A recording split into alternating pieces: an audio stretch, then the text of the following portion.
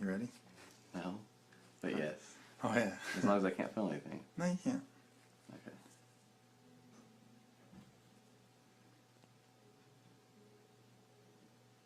Wow, that's gross. No, it's really cool. Now sometimes you can pop it like an egg, which we try to avoid here. Right. Because it's under pressure a little bit, so what we're doing here is just, it's only really attached on the top. So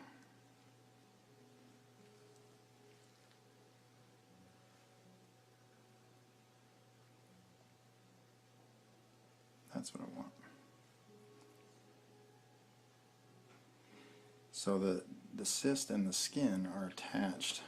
Really? Really, yeah. Does that make it more difficult? No, they all are. Okay. Nothing is really floating around in the body. Oh, okay. It would be too irregular. Like fat is held down. It's not just sitting there. It's right, held okay. down by some tissue. All things are held down by some tissue. Okay. Fascia, for the most part, is the generic name for that tissue.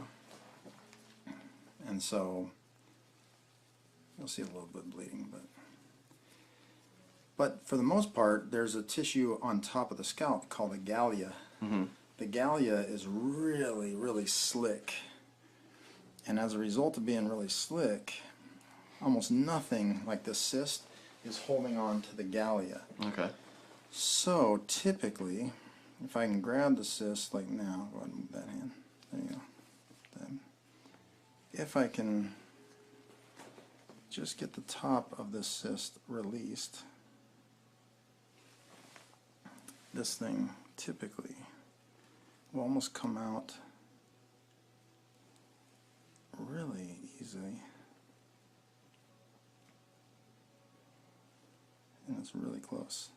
It's almost like giving birth if you watch it. It's kind of, well, there's no way to describe it other than that. That's kind of weird. And I've got it on camera. Have you saying it on camera too? So. Oh, that's fine. No, but you watch, and it'll describe it almost exactly if this goes away I want it to without rupturing this. I think people are gonna, well, not make fun of me, but tease me, saying, "Hey, you're giving birth to a cyst." Your doctor even said so. Oh, that's true. Let's see. He's crowning. I actually watched when my wife was giving birth. It was kind of weird at first, but then like it was kind of fascinating. It's one of the most grossest but most glorious events you could ever watch. Like, it starts off horrible, yeah, and then it ends up to be one of the most beautiful things. yeah. So I'm rupturing it a little bit. That's all right. There we go. That is, ugh. See, that's a good camera moment right there. Kinds of nasty right there. So. Oh, no way. Ugh. A little rupture, there's a little cyst right there. No way. Yeah. That's disgusting. But now what you're left with is just a little hole. Probably bleeding just barely. They very rarely bleed much at all. Yeah. See how there's almost no blood? Wow. And so then it's just a matter of, I make sure that you got a little bit of bleeding right there. And what I do now is we use a cautery type pin. It's actually called a desiccator. That's just a little connective tissue right there. Okay. Typically we'll clean it up to make sure.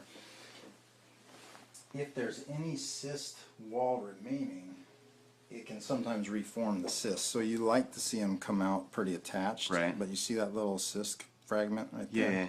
We don't want that to be in there. Right. Because it could reform. And this is that membrane that was probably holding it. Okay. That's gross. Well, Looks like a worm. no, it's actually, it was like, so when you take chicken, Yeah.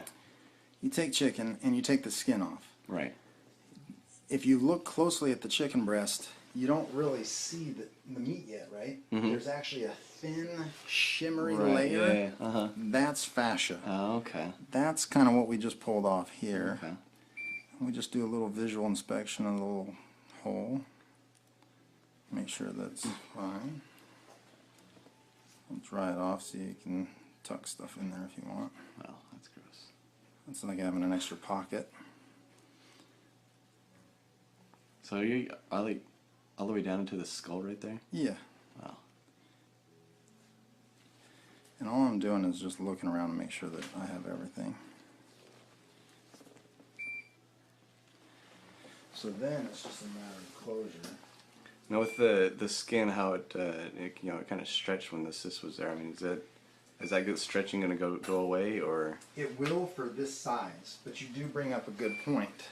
Like for instance, someone who puts on 30 pounds of weight and then loses that weight looks pretty dang normal. Yeah. Someone who puts on 180 pounds worth of weight and then loses that weight looks like they have some really stretched skin, right? Yes, right. In this particular case, had your cyst been significantly larger, then yes, I would cut a little bit of excess skin away. Okay. But in this particular case, this amount of skin, so what would happen is if you had too much skin, is this excess stuff that's right here, I would trim some of that away. Okay. But this cyst was small enough that you don't need to. Okay, that's good. It'll lay completely flat. That's good. All skin, when it's done healing, will retract. Okay, that's good.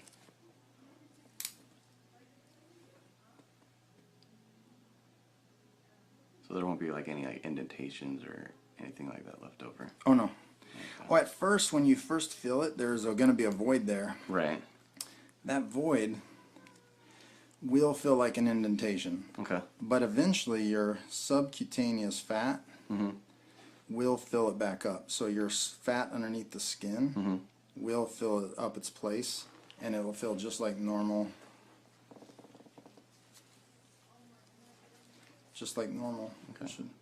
But if you feel it at first, it'll feel a lot similar to a soft spot on a baby's skull. Right, okay. Now is this the dissolving? Yep.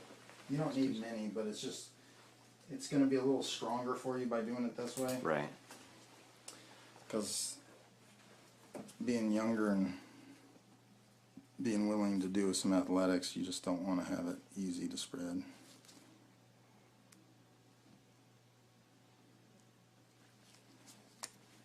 And how many stitches of the normal do you put in? Probably about 4, maybe Okay. 3.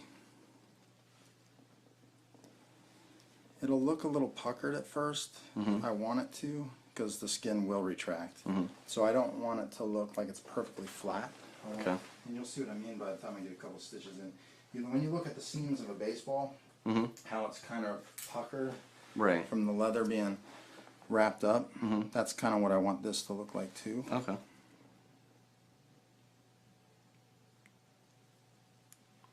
Go ahead.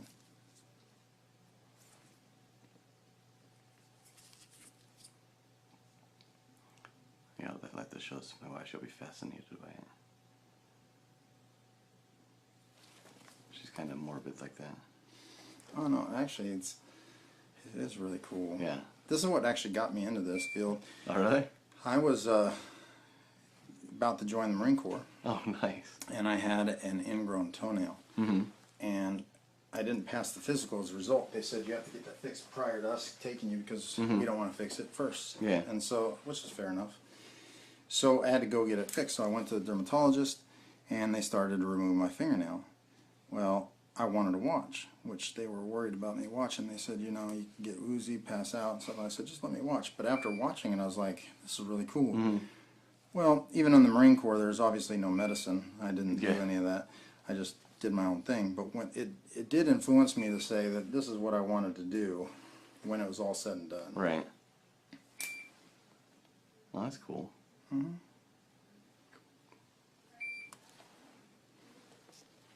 this is the last one. Nice.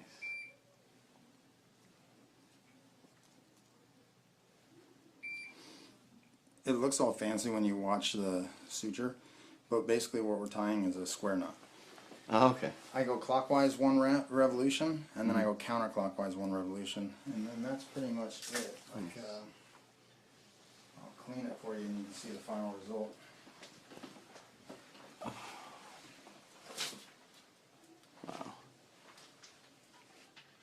Oh, that didn't help, did it? Fantastic.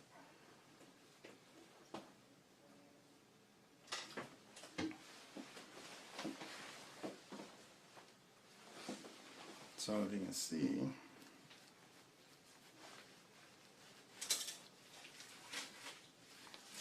all gone. Oh yeah. Now the little white that you see in this zone, Mm-hmm. that's the lidocaine with epinephrine. Okay. Epinephrine helps it not bleed, and you're all done. Nice.